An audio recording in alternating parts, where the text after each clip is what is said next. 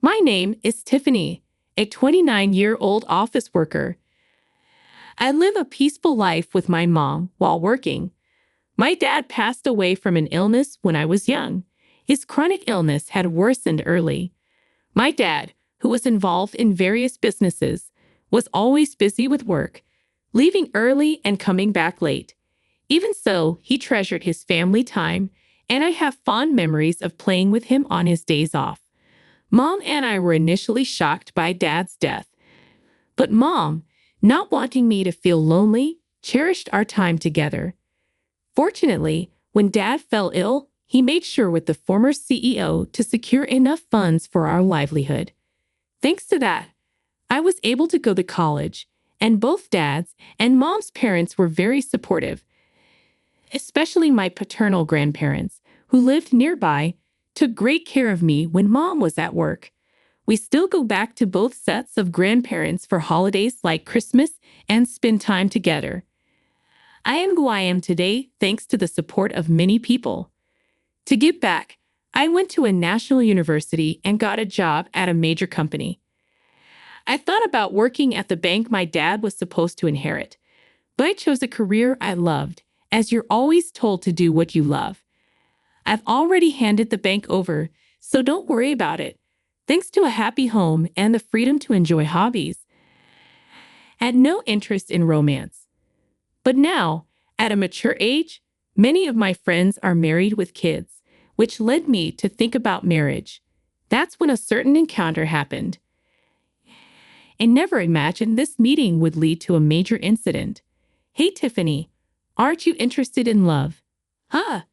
That was the starting point. A question from a colleague at work. We've been close since our rookie days. You know, I have an acquaintance who's struggling to find a match. He's well-educated and handsome. You're highly educated too, Tiffany. Maybe you'd like to meet him.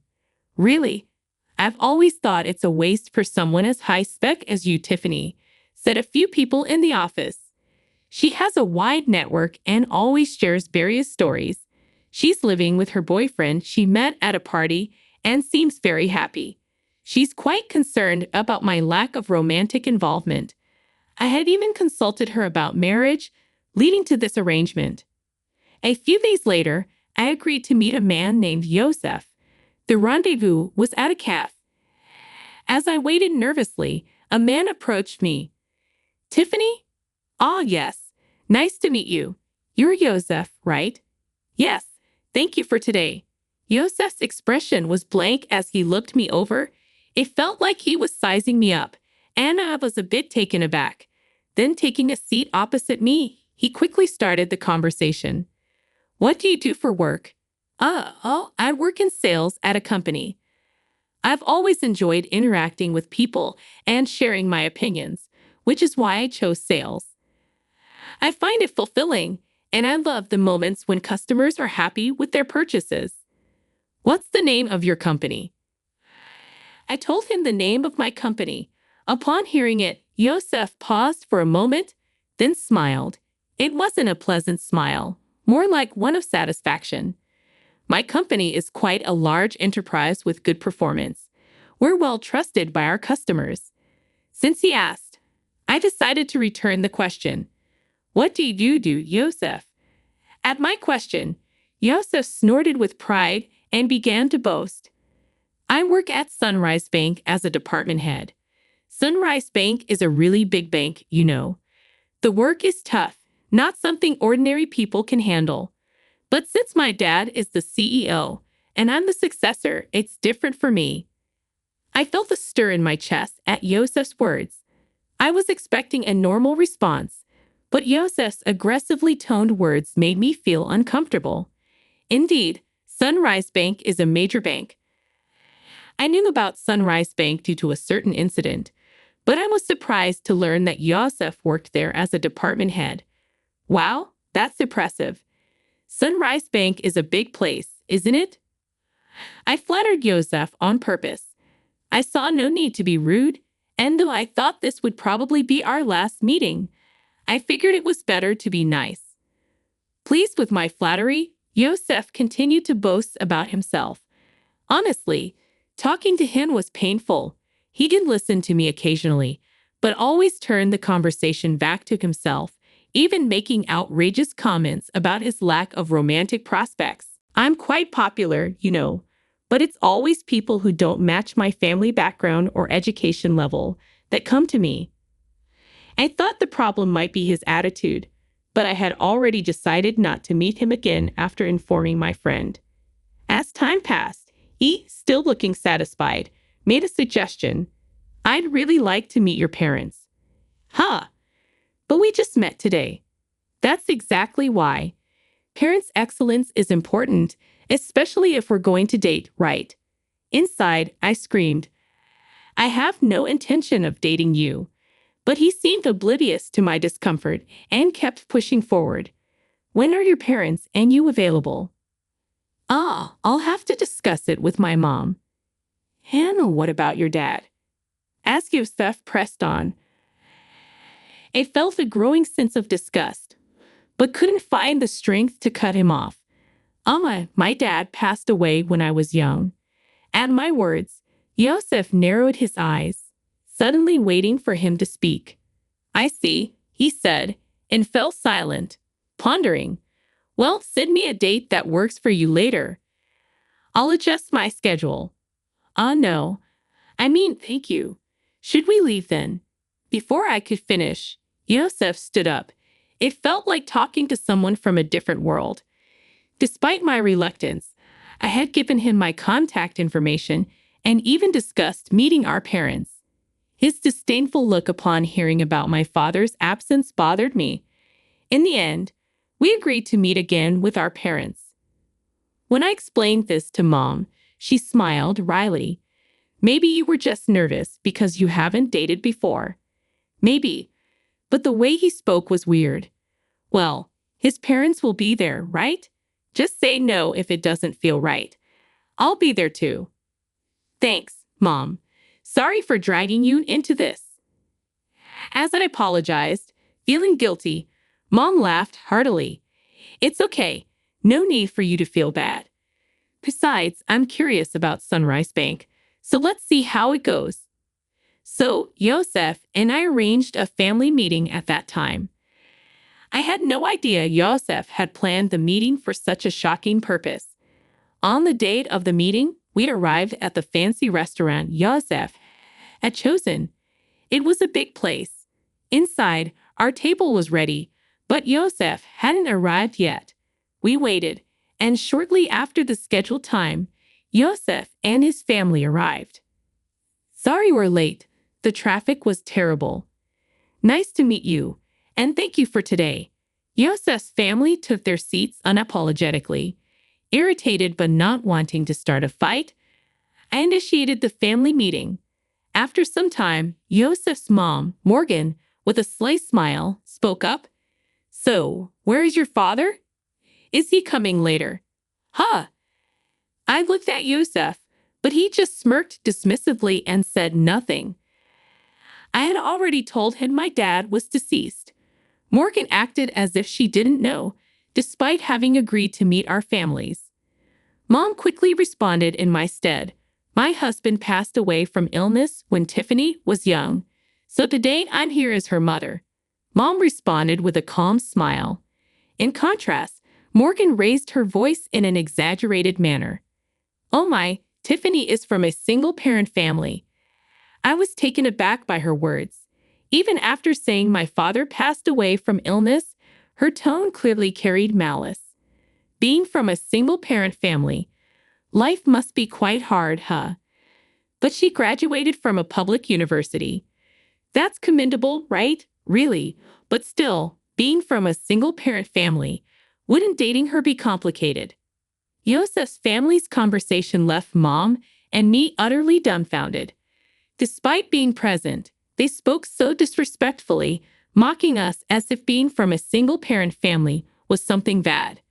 Such words aren't suitable for a first meeting. Angered, I retorted it in a low voice. Excuse me, but after Dad passed away, Mom raised me with great care. I owe my current life to her. Isn't it rude to speak about someone like that when you've just met? However, Morgan bursts out laughing at my words. Rude?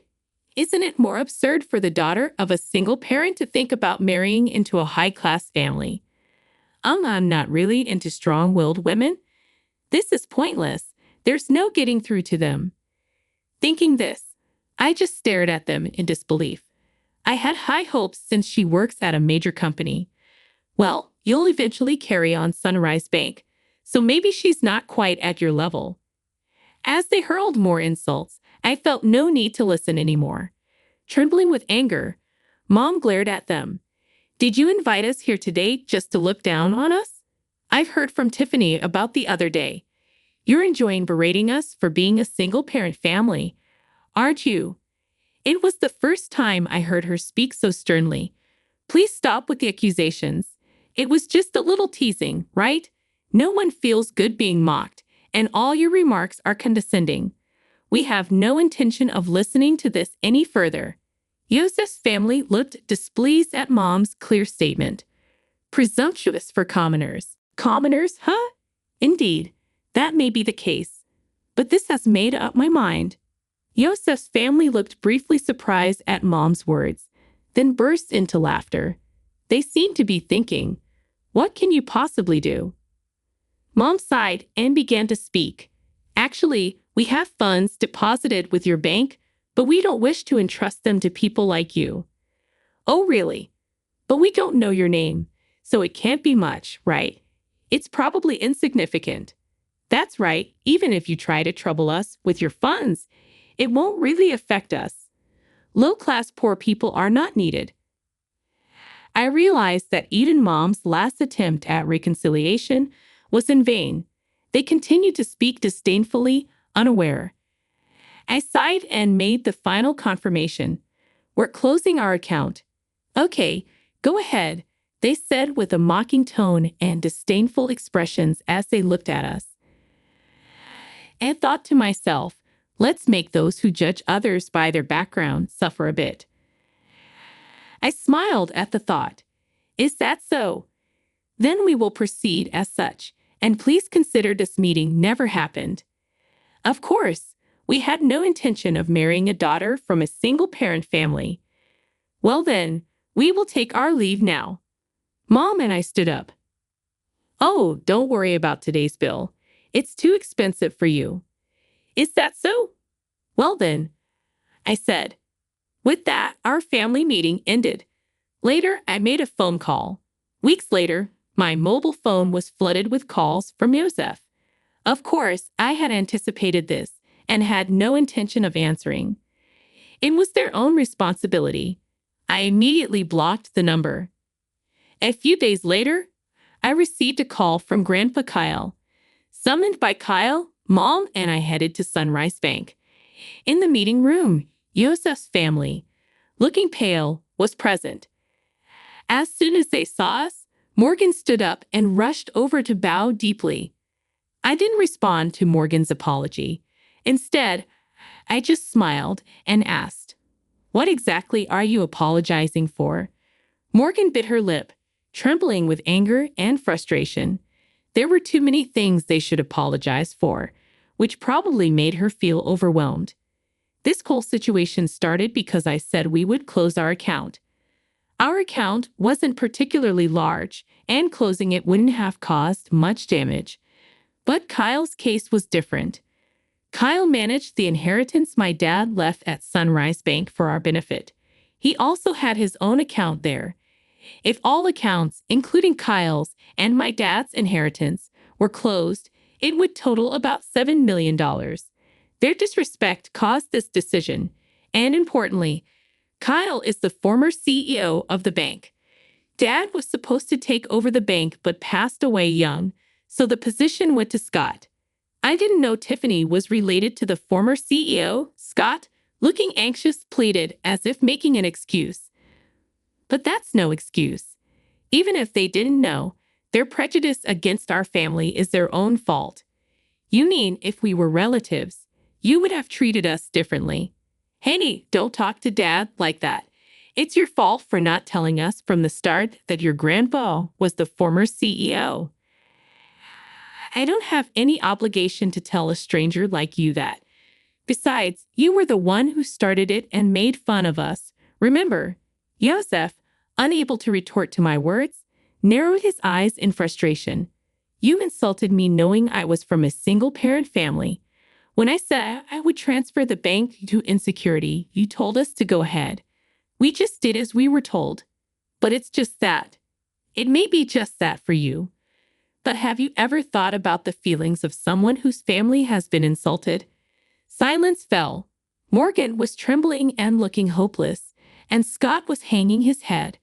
But Yosef still seemed unconvinced, his face full of dissatisfaction. "Getting all high and mighty just because people talk to you." At that moment, the door to the conference room opened, and Kyle appeared. Seeing Kyle's stern face, Scott and Morgan turned even paler, frozen in place. Only Yosef glared at me. "Even after giving you a chance to reflect, you're still only thinking about yourselves," Kyle, the former CEO, said. "It's not my fault. It's her. Watch your words. If you continue, you'll end up even more miserable." Yosef, silenced by Kyle's words, glared at me again. Then, as if resigned, he burst out, "No way. Who would think a single parent's relative was the former CEO? You knew I was the future CEO and came to the family meeting just to mock us." "Yosef, be quiet." Kyle glared sternly at Yosef, who was breathing heavily. "Future CEO, huh?" Kyle then turned his gaze to Scott. Scott shrank even more under Kyle's gaze.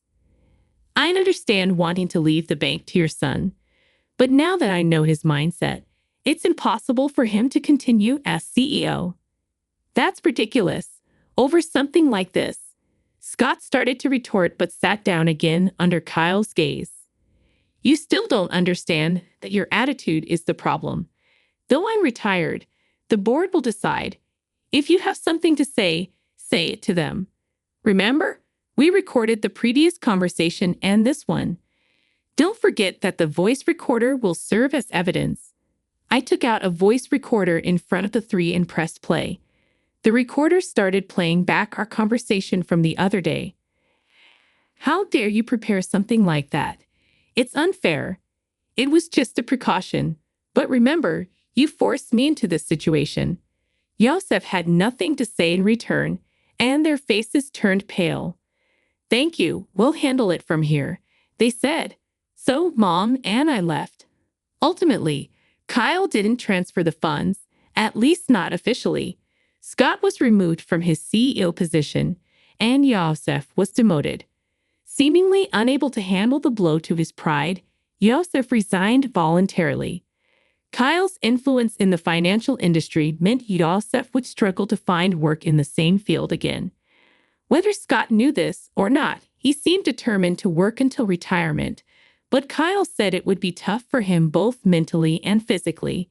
Morgan, who used to wield power as the CEO's wife, apparently started part-time work to maintain her lifestyle, but her character likely made it hard for her to keep a job. "I'm really sorry." "It's okay. You didn't know, right? I only shared what happened with the friend who introduced me to Yosef. She just heard about him through someone else and wasn't at fault. Mom was initially concerned about being a single parent, but I'm happy now and can live thanks to the support I've received." When I told her that, she smiled and said thank you. After everything was taken care of, Kyle told us to come over to his house again sometime. I'm really grateful for Kyle's help in resolving the situation. It was tough, but I'm happy now, so it's okay. I have some good news for you. Really? It's not about dating again, is it? It's a friend of my boyfriend this time. He's definitely a good guy. I'm not interested in dating right now, but I'm satisfied with my current life. I want to keep cherishing those who support me, and maybe someday I'll meet someone I really click with.